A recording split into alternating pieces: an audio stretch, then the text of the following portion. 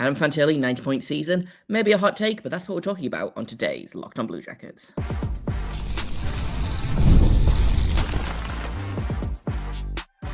You're Locked On Blue Jackets, your daily podcast on the Columbus Blue Jackets, part of the Locked On Podcast Network, your team every day. Hello and welcome to Locked On Blue Jackets, part of the Locked On Podcast Network, your team every day. I am, as always, your host, Jay Foster, here to give you the good, the bad, and the ugly about your favorite team, and mine, the Columbus Blue Jackets.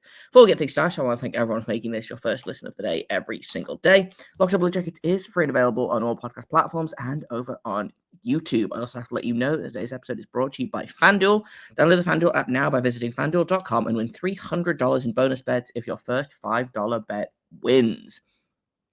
Let's talk about, we're going to talk about stuff today. It's kind of a grab baggy sort of episode. We're going to talk about some of your hot takes. I asked for the hottest takes that you had, and you guys came ready. So we're going to talk about that. I want to talk a little bit about some predictions. The FanDuel over-under point projections dropped. So I want to talk about those and how likely it is that, am I taking the over or the under on that prediction, basically? And let's talk about playoffs, because why not? September 3rd, let's talk about playoffs. Well, September 4th by the time this episode comes out. But I wanted to start by talking about some hot takes. So I asked on Twitter, I was like, what's your hottest take about the Blue Jackets 26-27 season? I follow that up by saying we're talking about anything from Adam Fantilli leading the team in points, which I think is kind of a lukewarm take, to Kirill Marchenko scoring 70 goals, which does seem like kind of a hot take, right? And I got a bunch of really fun options. I'm going to start off with my first, my favorite and least realistic, right? Which is Anil in here says CBJ 82-0 season, sweeping the playoffs. How? Don't worry about it. Enjoyed that. I also enjoyed the text I got from Anna Shea, who is a wonderful everydayer and friend, later that night about her roommate's opinion, which is she says that they should start pointing the cannon at the opposing team, and that's how you get an 82-0 season. Quote, knock them over like bowling balls. So you heard it here first, folks. Blue Jackets are going to start pointing the cannon at the away team, and they're going to go 82-0 about it, and then 60-0 in the playoffs, and it's going to be great, and everyone's going to have a lot of fun. But everyone, I mean, the Blue Jackets and the Blue Jackets fans and no one else.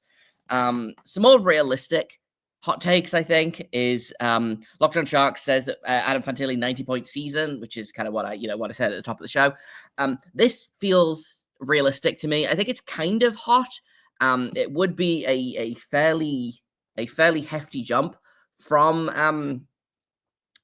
last season, where Adam Fantilli had, I believe, 56 points. Again, Locked On Blue Jackets, drink if you've got the bingo square. Adam Fantilli had 54 points in 82 games, 31 goals, 23 assists. So it would be a jump of 36 points.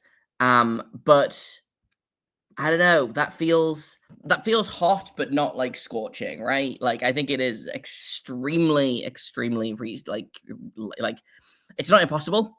Is it extremely likely? Maybe not, but I also if we got to this point next season and they were like, yeah, Adam Fantilli had 90 points, 40 goals and 50 assists or whatever, I'd be like, yeah, no, that feels, I'm not shocked by it, right? It's a fun thing to consider. I kind of talked about as Adam Fantilli could lead this team in points. I think it's, again, it really depends on a lot of factors. Is Kirill Marchenko going to take off? Is Zach Werenski going to be the Norris candidate again and have another point a game season? Kent Johnson exploded this season. Is he going to do it again next season? Sean Monahan was over a point a game player. Adam Fantilli finished 5th on the team in scoring. Is he going to overtake those 4 guys next season? Possibly not.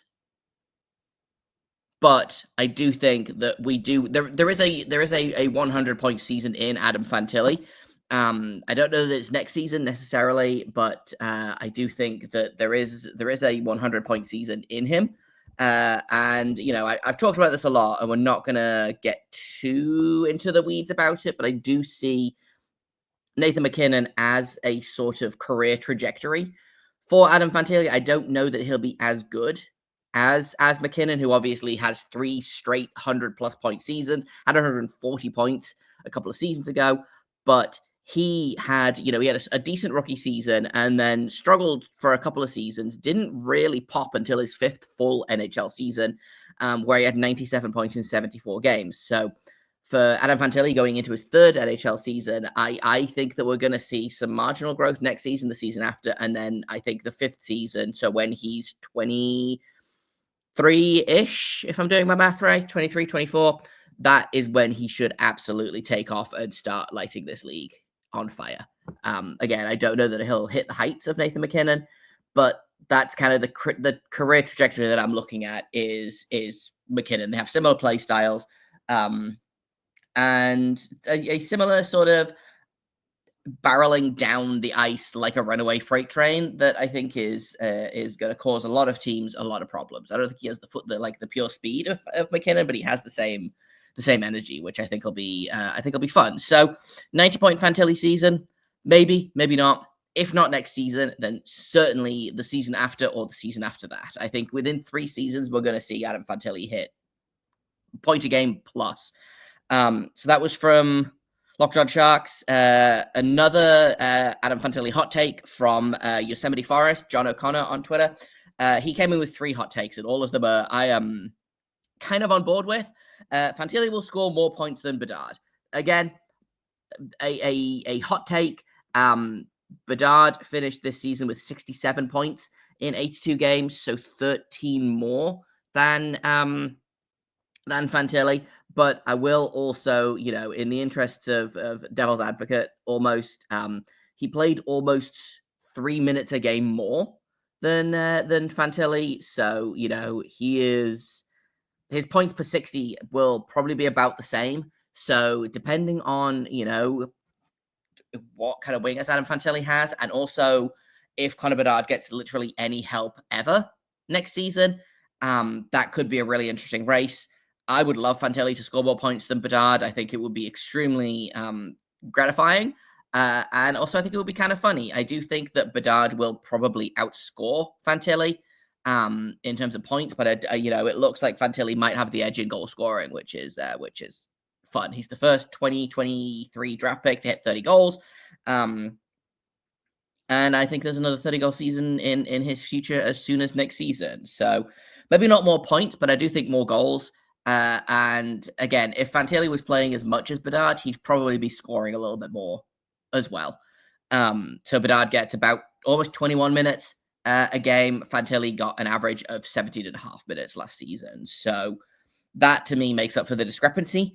John's other hot takes, we're going to score more points than last season, but still not make the playoffs. This is the one that this makes the most sense to me. And we'll talk about kind of point projections in a second here. But the Blue Jackets last season finished with 89 points. They needed 91 to make the playoffs. It's gonna be close. I do think that I genuinely wouldn't be shocked to see the Blue Jackets hit 45 wins next season. Is that going to be good enough to make the playoffs? Again, 45 wins for them this season would have turned that into, depending on whether there were losses or overtime losses, 45 wins would have given them 90 points plus however many overtime losses. So, if you take the points out of the overtime, then, somewhere 94 through 90, through 99 points, which would have put them second or third in the Metro by a comfortable margin. Have the teams above them improved as much? The Metro is kind of a disaster is the thing. And I don't know that the Blue Jackets need to, the Blue Jackets might be a playoff team at 90 points next season, right? It really, really depends. The Metro is kind of a disaster. I think Washington falls off. Carolina will be good. New Jersey could go either way. I really do think that they ride or die in terms of, is Jack Hughes going to be fully healthy? And are they going to continue to get the excellent goaltending that they got last season? But Flyers will probably be bad. Penguins will be bad. Islanders, I think, will be bad. Rangers are also the other kind of wild card in that they could be good, they could be bad. But there's a world where the Blue Jackets finish with the same number of points this season as they had last season and make the playoffs. So this is the one that I like the most in terms of hot takeness, but I don't know necessarily that I agree with it. It would be really, really annoying if it was the case, because I do think that, you know, 90 points should be enough to make the playoffs, in my opinion. There was no teams made the playoffs with less than 90 points. The lowest, it was 91 points was the cutoff to make the playoffs last season. So if the Blue Jackets hit 91 points next season and miss the playoffs, I will be annoyed about it. But I do think that a lot of the teams in the East, like a lot of them got better or kind of stayed where they were, right? So it really depends on if the Blue Jackets can take advantage of that, if the Blue Jackets can get a little bit more consistent, get a few more wins under their belts, etc., etc., etc., right? On the flip side, and we'll talk about John's last hot take in a second here, Jackie MED at Stick Taps Jacks says that the Blue Jackets make the playoffs this season, not in a wild card spot. Love this as a take. The Blue Jackets were 2 points away from the third seed in the Metro, right? If they had one more win and one more overtime loss, they would be where the Devils had been, which, you know, would have ended up with them probably getting the crap kicked out of them by the Carolina Hurricanes. But they were literally this close to being the third seed, and again, that's due to weaknesses in the Metro, right? The New Jersey Devils had fewer points than the Ottawa Senators, who were the fourth seed in the first wildcard spot and the fourth seed in the Atlantic. And they also had fewer points than the Calgary Flames, who missed the playoffs.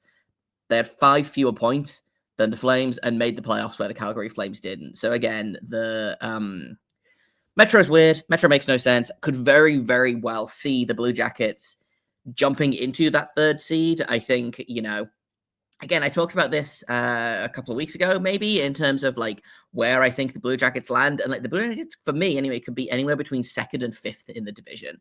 So really, again, a lot of it depends on, can Washington recreate what they did last season?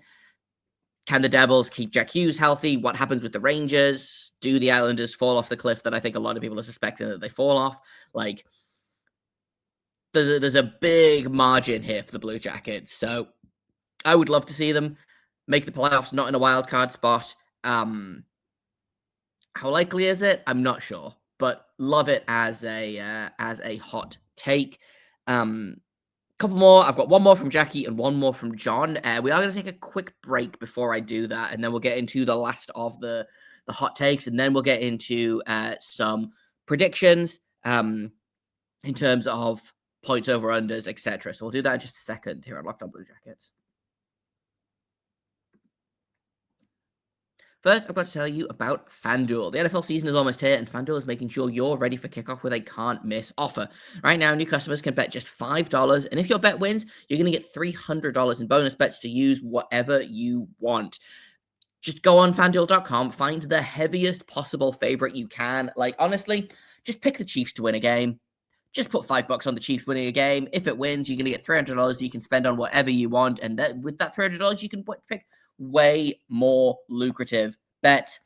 Heavy favorite, $5, win 300, profit in an extremely, extremely good way, if you ask me. FanDuel is quick, it's easy. It is the best way to add a little bit more energy to those Sundays, especially if your team isn't playing. You can take a look around the league, see if you've got any favorites. They've got player props, same game parlays. You can even jump in live as the action unfolds. It's the best way to spend your Sundays if you are a football fan. Are you ready to play? Download the FanDuel app now by visiting FanDuel.com to get started. That's FanDuel.com to place your first $5 bet. Welcome back to Locked On Blue Jackets. We're going to finish off the hot takes real quick, and then I'm going to get into the FanDuel over-under predictions. Again, 2 more intertwining hot takes. One from John O'Connor, one from Jackie. Jet Greaves will start more games than Elvis. That's from John O'Connor. And then Jackie says Jet gets the starters net a lot. So there's a theme here. in these takes, and it appears to be. And I talked about this yesterday, I think, when I talked about the goaltending. Right, Jet is a goalie that gets better the more he plays. Elvis is a goalie that is better the less he plays. And I think it really could come down to who's the hot hand. Can Elvis stay healthy? Can Jet continue that streak that he started last season? I don't think he'll keep it up all season. I think asking a 24-year-old goalie for a 938 save percentage for a full season of games is not like the most realistic. But I do think, and I talked about this on NHL Game Night last night, actually, which if you go to the Locked On NHL channel, you can find me talking to Eddie Garcia and Shuki Wright over there, all about the Blue Jackets. And in it, I talked about, there is a world where Jet Greaves has the starter's net by the home opener. There's a world where he takes it by the beginning of November. Like, there's a world where they ride Elvis. But I truly don't think that the way to success is playing a goalie who struggles with fatigue, with illness, with niggle, like small injuries when they overplay him. And like that's the fact of the matter is that the Blue Jackets have probably overplayed Elvis the past couple of years. And his game has suffered for it. So if Greaves is healthy, if he's willing and he's able and he's playing well, I absolutely love this hot take of Jet playing more games than Elvis. And honestly, maybe not even a hot take. Like, that feels on the warmer side than the burning hot side to me. But either way, I'm so here for starting goalie Jet Greaves. Now, all of these hot takes are, very well and good and a lot of fun and everything. Fanduel.com released their point projections a couple of days ago for so you take the over-under on how many points you think the Blue Jackets are going to get. And they gave them an over-under of 84.5 points.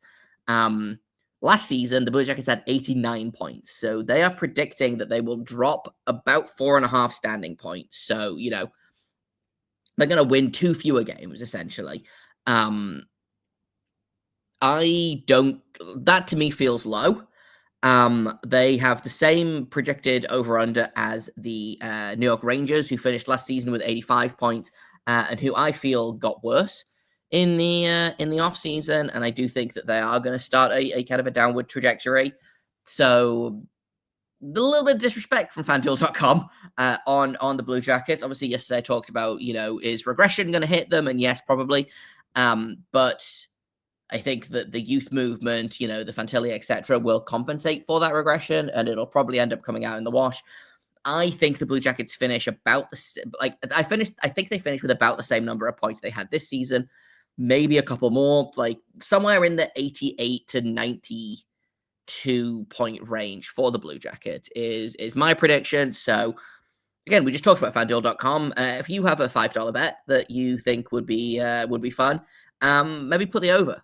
Hit the over on the Blue Jackets, recording 84.5 points. I really do think that they're going to hit between the 88 and 92 point range, which will be their highest point range in a while. It might be their highest point range since the 18-19 season, I want to say, because of, the COVID, etc. In the 2019-2020 season, they ended up finishing at 81 points in 70 games. So, they were pretty on track. 2018-2019 would have been the last time they had 98 points in that season. So this they're looking to get back to the playoffs. That's what they needed to make the playoffs back then. They were the second wild card seed in that season. Ended up playing the Tampa Bay Lightning, and we all know how that went, right? So they probably don't need 98 points to hit the playoffs this season, but I really do think that 85.5 is a little bit low. FanDuel.com. That feels a little bit like you are underestimating this team, which, like, we talked about that last week, right? Like, this team will be underestimated. This team will be not disrespected necessarily, but, I think people assume the worst with the Blue Jackets. And frankly, that's because they haven't really given them, you give them the benefit of the doubt, and then they fall on their faces a lot. historically speaking. So, like, I understand the underestimation, but like that's just gonna make it so much better when the Blue Jackets take everyone's expectations and blow them out of the water, right? Which brings me to kind of my last point of the episode, which is something we've talked about again quite a lot this offseason, on and off. Is this a playoff team? We're going to take another quick break, and then when we get back, we're going to look at the East as a whole and try to figure out what the playoffs is going to look like for this conference. We'll do that in just a second here on Locked On Blue Jackets.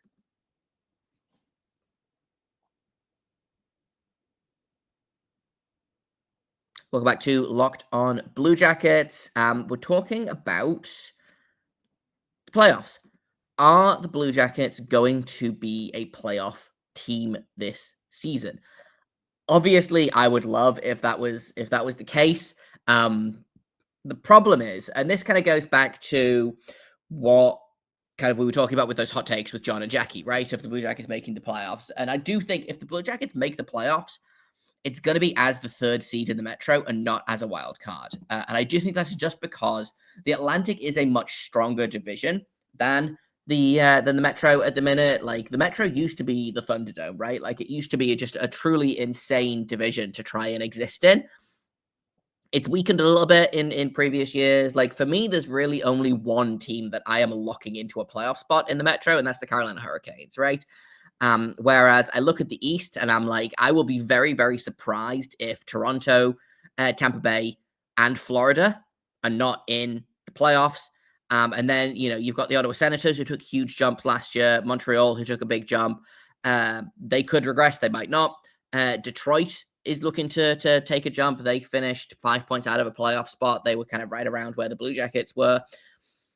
And then you got the Sabres and the Bruins, who are kind of the end of the division, and I'm not really expecting either of those teams to make much noise, right? But there's potentially at least 3, probably 4. I don't think I don't think all of Ottawa, Montreal, and Detroit will miss the playoffs. Obviously, only 2 of them can make it, but I can't see all 3 of them missing. So it really kind of comes down to, can the Blue Jackets finish?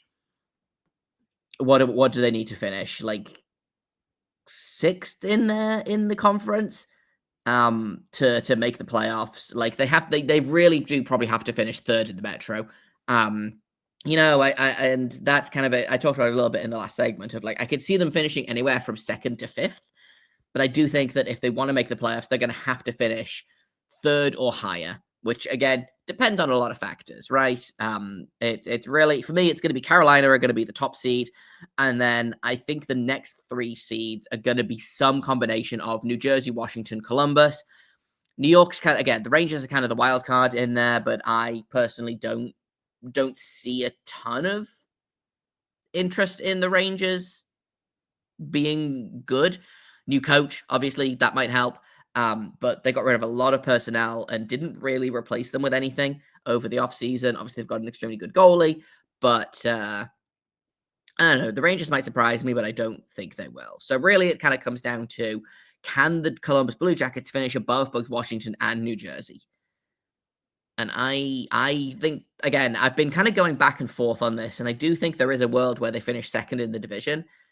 I don't know that it's this world. I could see 3rd in the division as the most likely landing place for them.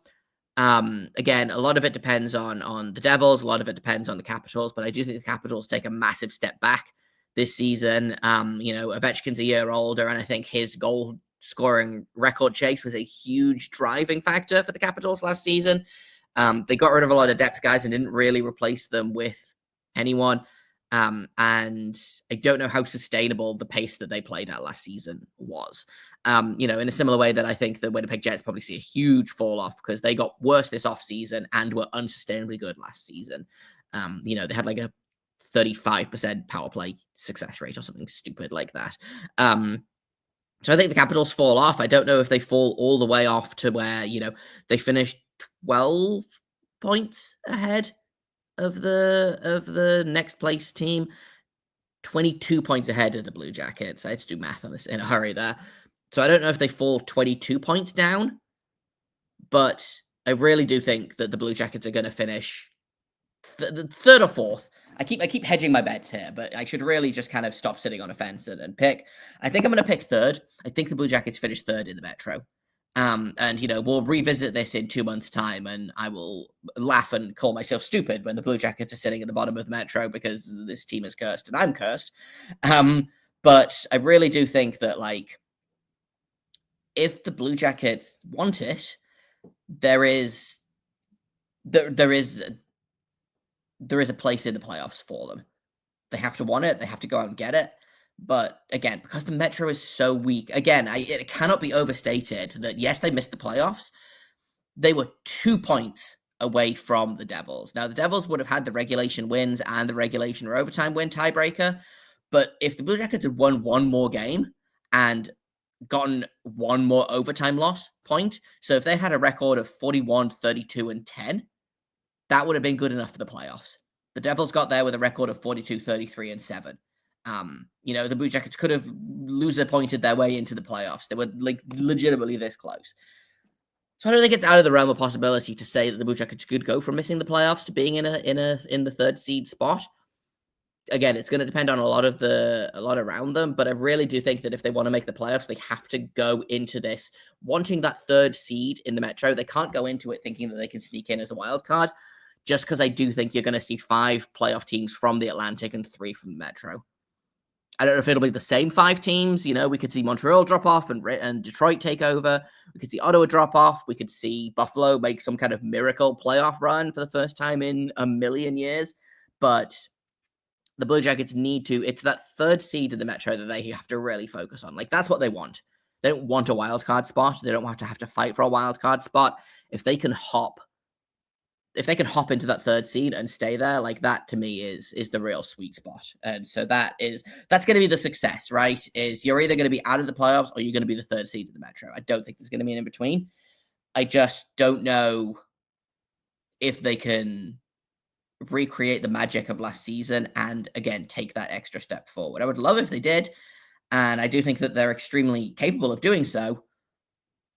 And maybe this is just me because I've been hurt before, and I don't know if this is me either being optimistic and saying that they could be the third seed in the Metro, or being a homer or whatever, or me being kind of trying to protect my feelings and not hoping for anything. And, saying that I don't know that third in the Metro is attainable. Like, I keep going back and forth on being optimistic or being pessimistic, because optimism is fun. I love to hope. But also, if you expect nothing, then when you get something, then you're pleasantly surprised, right? So I think that was a big thing from last season, was we kind of didn't expect this team to do much. So when they did do something, there was kind of that joy. And I think that's why it sucked to miss out on the playoffs so close, because you expected nothing, and then they gave you all that hope, and then they snatched it away at the last minute, right?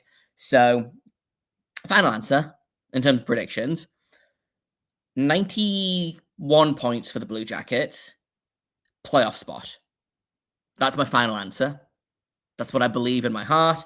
Does my head say something different? Possibly, but we're going to go with the heart. We're going to believe in the Blue Jackets, and hopefully we'll be right. Again, we can revisit this in 2 months in November and see where they are in the standings, and I can either be smug or I can laugh at my past self. But that's kind of what I've got for today. Tomorrow I have got a very exciting episode. Jackson Smith is going to be joining me on the show. So we're going to have a little chat with Jackson about the draft day experience, about the choice to go to the NCAA, the choice to go to Penn State, how he found Columbus when he went there for the prospect camp after the draft, all of that good stuff. So Jackson Smith is going to be joining me tomorrow, which I'm really excited about. Thank you for listening to this episode, for making it your first listen of the day every single day. Locked On Blue Jackets continues to be free and available on all podcast platforms and over on YouTube. You can find us on Twitter at @LO_Blue Jackets, and you can find me on Blue Sky if you would like to at JAKOBFORSTER. Thank you once again for listening. And again, make sure you check out tomorrow, because I'm really, really excited about having Jackson on the show. Until then, make sure you stay locked on.